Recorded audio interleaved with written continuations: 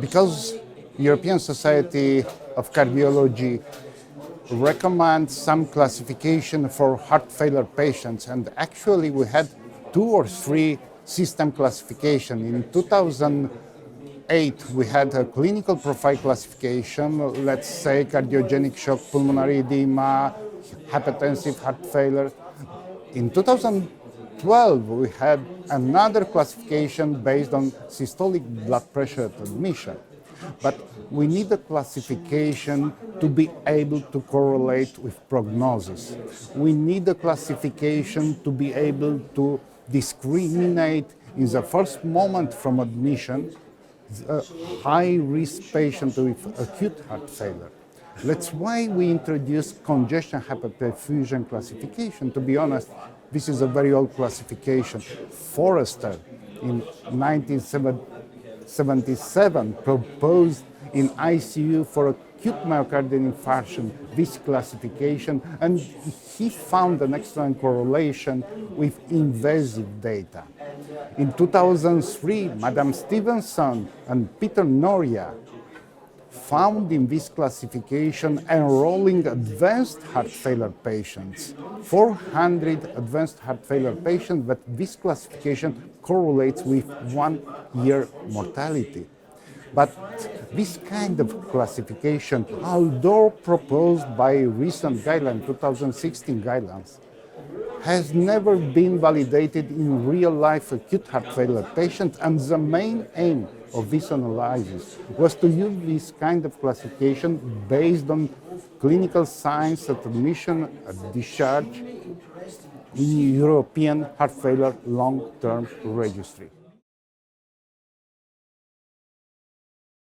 This is an excellent question because I have to mention some words about European Heart Failure Long-Term Registry. I would say that European Heart Failure Long-Term Registry is the largest pan-European cohort of both chronic and acute heart failure patients, enrolling patients from 6 regions of Europe or affiliated countries, 21 countries, 200 cardiology centers at a mix of primary, secondary, and tertiary care. So representativity of this registry is highly significant. Other points to mention, and I would say this is a notable point, in this kind of registry we collected a lot of data from admission, discharge, and 1-year follow-up. That's why we were allowed to have a retrospective classification of these patients based on clinical signs collected at admission and discharge, and to use this system classification in our patients. First of all, I would say that our system classification, even at 15 years later after Stevenson and Noria classification, it's quite similar. So, in other words, this classification, it's stable over time. It's stable over time. The second issue is related to in-hospital and 1-year outcomes. This classification allows re-stratification of these patients in terms of very early and late outcome.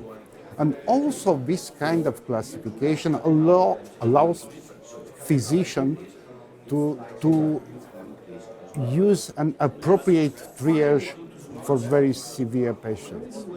Other major point of this analysis, we stratified the discharge patients with congestion and without congestion, just binary, in simple words, congestion, no congestion. And this kind of classification shows that at 1 year, patients with congestion, discharged with congestion, had very high 1-year mortality, let's say 26%, compared with 18% patients without congestion.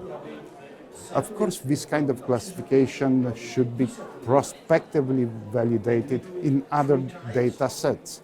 But the simple message for clinicians, beyond the clinical phenotypes, because it's a lot of overlap among clinical phenotypes between acute decompensated heart failure and pulmonary edema.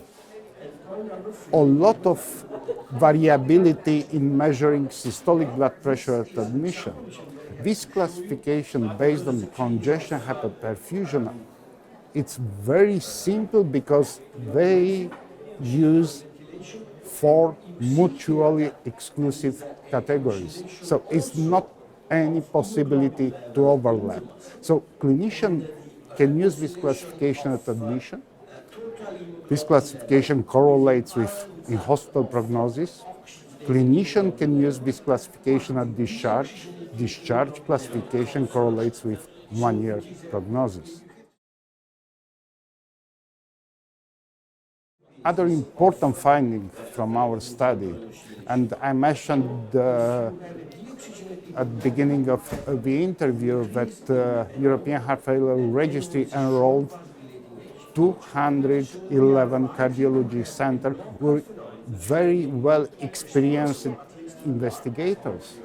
In spite of enrolling very high experienced investigators, 31% of acute heart failure patients were discharged with clinical signs of congestion. This suggests that our eyes, our senses should be very focused on following and monitoring congestion during hospitalization. And I have to be very honest, beyond the clinical examination, which collects clinical signs and symptoms, we need other biological variables like NT-proBNP or BNP or Markov or renal function. So finally, I would say a classification, it's not solving the dilemma of severity of patients with heart failure, but clinical classification in conjunction with other biological variables may help to improve quality of care.